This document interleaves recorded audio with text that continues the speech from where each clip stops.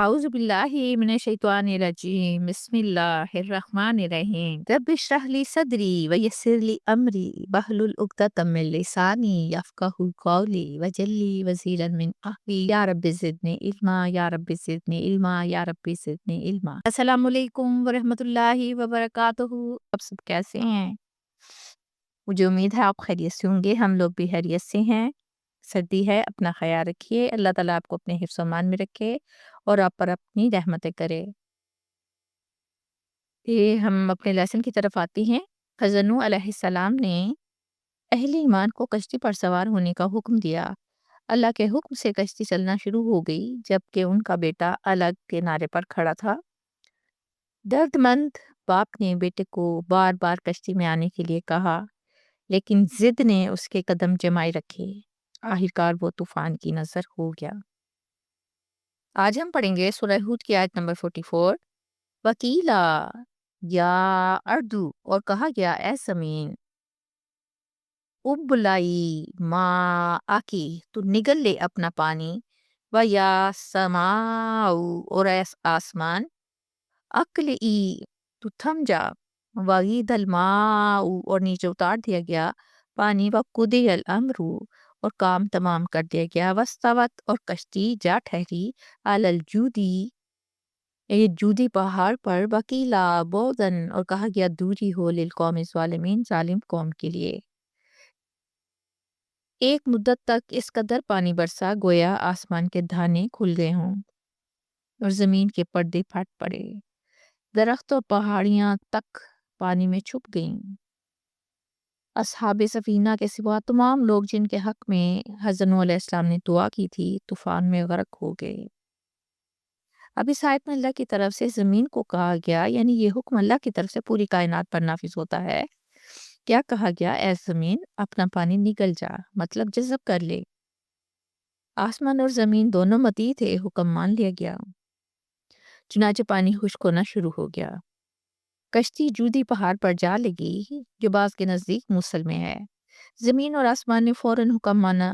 یہ ایک طرح کا اعلان ہے کہ کائنات کا ایک ایک ذرہ اللہ تعالیٰ کے حکم کے تابع ہے۔ عذاب بھی نظم کے ساتھ آتا ہے اور جاتا ہے، پانی یوں ہی نہیں اترا اور یوں رکا نہیں، بلکہ سب کچھ اللہ تعالیٰ کے حکم کے تحت ہوا۔ اور کشتی کا جودی پہاڑ پر رکنا اس بات کی علامت ہے کہ اللہ تعالیٰ نے اہل ایمان کو محفوظ مقام تک پہنچا دیا۔ یہ محض بچ جانا نہیں ہے، بلکہ اطمینان اور استقرار ہے، سکون ہے۔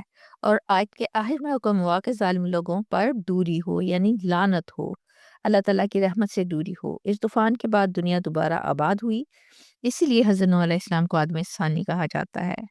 اکثر مفسرین کے نزدیک دنیا کے کل انسان حضرت نوح علیہ السلام کے تینوں بیٹوں سام، حام اور یافس یا یافس پروننسیشن ہے کی اولاد ہیں۔ ہم دیکھتے ہیں کہ اللہ تعالیٰ جب فیصلہ کرتے ہیں تو کائنات خاموشی سے مان لیتی ہے۔ ظلم کا انجام ہلاکت ہے، نجات ہمیشہ اطاعت والوں کے لیے، اور طوفانوں اور سیلابوں میں جانور بھی اور بچے بھی ہلاک ہو جاتے ہیں، حالانکہ وہ قصوروار نہیں ہوتے۔ سورہ ہود کی آیت نمبر 45 پڑھتے ہیں۔ وَنَادَى نُوحٌ، اور نوح نے پکارا، رَبَّهُ، اپنے رب کو، فَقَالَ رَبِّ، پس کہا اے میرے رب، اِنَّ ابْنِی، بے شک میرا بیٹا، من اہلی، میرے گھر والوں میں سے ہے، فَإِنَّ وَعْدَكَ الْحَقُّ، اور بے شک تیرا وعدہ سچا ہے، وَأَنْتَ أَحْكَمُ الْحَاكِمِينَ، اور تو سب فیصلہ کرنے والوں میں سے بہترین فیصلہ کرنے والا ہے۔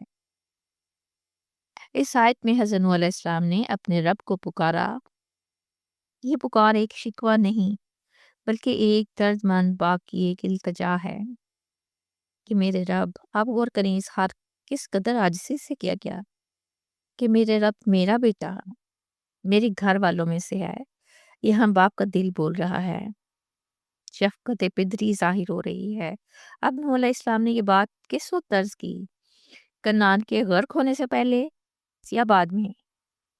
دونوں صورتیں ہو سکتی ہیں۔ حضرت نوح علیہ السلام اس کی منافقانہ اطوار دیکھ کر غلط فہمی سے اسے مومن سمجھ رہے تھے، اس کو، اپنے بیٹے کو، یا کافر۔ دونوں صورتوں میں وہ اللہ تعالیٰ سے التجا کر دیتے کہ اللہ آپ نے میرے گھر والوں کو بچانے کا وعدہ کیا تھا، پھر وہ کیسے غرق ہو گیا؟ بلا شبہ آپ کا وعدہ سچا ہے۔ اب کسی کو یہ خیال نہیں گزر سکتا کہ معاذ اللہ وعدہ خلافی کی ہو اللہ نے۔ یہاں حضرت نوح علیہ السلام اللہ تعالیٰ کے وعدے پر شک نہیں کر رہے۔ دیکھیں، ایک طرف پیغمبر ہیں، نبوت کی ذمہ داری ہے، دوسری طرف وہ والد ہیں۔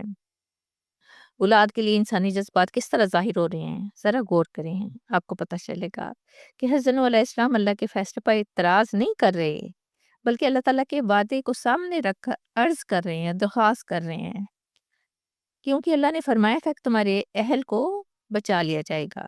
تو حضرت نوح علیہ السلام کے دل میں یہ سوال آیا کہ میرا بیٹا بھی تو میرے اہل میں شامل ہے نا۔ یہاں اب اہل کا مفہوم آزمائش بن گیا۔ یہاں حضرت نوح علیہ السلام نے اہل کو نسلی رشتہ سمجھا، یعنی کہ خون کا رشتہ سمجھا، جبکہ اللہ تعالیٰ کے نزدیک اہل ہونے سے مراد اہل ایمان تھے۔ یہی وہ نقطہ ہے جہاں اللہ تعالیٰ نے اپنے نبی کو ایک اصول سکھایا۔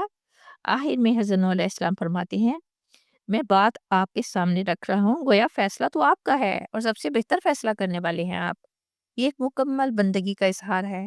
ہم دیکھتے ہیں کہ نبی بھی انسان ہوتا ہے، دل کا درد فطری ہوتا ہے، اللہ تعالیٰ کا فیصلہ آخری فیصلہ ہوتا ہے، اور اللہ کا معیار نسب نہیں ہے بلکہ ایمان ہے۔ سورہ ہود کی آیت نمبر 46 پڑھتے ہیں، کالا یا نوح، اللہ تعالیٰ نے فرمایا اے نوح، انہ لیسا، بے شک وہ نہیں ہے، من اہل کا، تیرے گھر والوں میں سے، تیرے اہل میں سے، انہ عمل غیر صالح، بے شک وہ غیر صالح عمل والا تھے، یعنی کہ اس کے اعمال اچھے نہیں تھے۔ بلا تسألنی، پس مت تو سوال کر مجھ سے، اللہ تعالیٰ کہہ رہے ہیں مجھ سے ایسا سوال نہ کر، ما لیس لک بہ علم، جس کا تجھے علم نہیں ہے، انی اعظک، بے شک میں نصیحت کرتا ہوں تجھے، ان تکونا، تاکہ تو نہ ہو جائے، ومن الجاہلین، جاہلوں میں سے۔ اللہ سبحانہ تعالیٰ بڑی محبت اور تنبیہ بڑے انداز میں حضرت نوح علیہ السلام سے خطاب فرماتے ہیں۔ اللہ تعالیٰ کیا فرماتے ہیں کہ اے نوح، وہ تمہارے اہل سے نہیں تھا۔ یہاں اللہ تعالیٰ اہل کی اصل تعریف بیان کرتے ہوئے فرماتے ہیں کہ اہل ہونے کی بنیاد خون کا رشتہ نہیں۔ اب یہ ہمیں سمجھ جانا چاہیے کہ اہل سے کیا مراد ہے، بلکہ ایمان اور طاقت ہے۔ اس لیے نبی کا بیٹا بھی اہل میں شمار نہیں ہوا۔ اللہ تعالیٰ مزید فرماتے ہیں کہ صرف اولاد ہونے کی بات نہیں، بلکہ اس کا عمل برا تھا، وہ کردار کا اچھا نہ تھا، بلکہ وہ خود اپنے انجام کے اعتبار سے غیر صالح بن چکا تھا، یعنی اس کی شخصیت ہی نافرمانی کا نمونہ بن گئی تھی۔ اب یہاں غور کریں کہ یہاں خونی رشتے کو بھی اس لیے اہل میں شامل نہ کیا گیا کہ وہ اطاعت اور ایمان نہیں رکھتا تھا، یعنی اصل رشتہ اہل ایمان سے جڑتا ہے، وہ آپ کے اہل ہیں۔ اور یہی بات اللہ تعالیٰ ہمیں اور اپنے نبی کو سمجھا رہے ہیں کہ اللہ کے فیصلوں میں جذبات، رشتے اور محبت شامل نہیں ہوتے۔ اللہ تعالیٰ نبی کو مزید نصیحت کرتے ہوئے فرماتے ہیں کہ اللہ نوح علیہ السلام کو جہالت سے بچا رہا ہے اور اعلیٰ مقام پر برقرار رکھ رہا ہے۔ اگر ہم لوگ یہاں اپنے بچوں کو نظر میں رکھیں تو بھی تڑپ تو حضرت نوح علیہ السلام جیسے نظر آتی ہے نا، لیکن یہاں یہ بات بھی قابل ذکر ہے کہ ہدایت کی ذمہ داری اللہ تعالیٰ کی ہے، وگرنہ حضرت نوح علیہ السلام کا بیٹا کافر نہ ہوتا۔ کیا ہمارا خیال ہے کہ انہوں نے صدیوں تبلیغ کی تو کیا اپنی بیوی اور بیٹے کو شامل نہیں کیا ہوگا؟ نہیں، ایسا نہیں ہے۔ اس سے ہمیں پتہ چلتا ہے کہ انبیاء اور رسولوں کو بھی اختیار نہ تھا کہ اپنے گھر والوں کو ہدایت کا راستہ دکھا سکتے۔ سبق تو یہی ملا نا کہ اللہ تعالیٰ کے نزدیک اصلی تعلق ایمان کا ہے، نسب نجات نہیں دیتا، دین میں جذبات نہیں اصول چلتے ہیں۔ اللہ تعالیٰ ہمیشہ حق پر فیصلہ کرتے ہیں۔ یہ آیت دین کا وہ اصول بیان کرتی ہے کہ کسی کی رعایت نہیں، حتیٰ کہ نبی کے بیٹے کی بھی نہیں۔ یہاں بہت کچھ ہمیں سمجھ آنا چاہیے، ہمیں سمجھ آ بھی رہا ہے، ہمیں دل سے یقین بھی ہو رہا ہے کہ اللہ تعالیٰ تو غلط نہیں کہہ سکتے نا۔ پھر ہم کیا سوچ رہے ہیں، پھر ہم کیوں پیچھے ہیں؟ جیسے جیسے قرآن پاک کو پڑھتے جاتے ہیں ویسے ویسے حقیقتیں ہمیں نظر آتی ہیں۔ اللہ تعالیٰ ہم سب کو ہدایت کے راستے پر چلائے، آمین۔ اسی کے ساتھ میں آپ سے اجازت چاہتی ہوں، ہنستے رہیے، بستے رہیے، خوش رہیے، آباد رہیے، اللہ کی امان میں رہیے۔ اللہ حافظ۔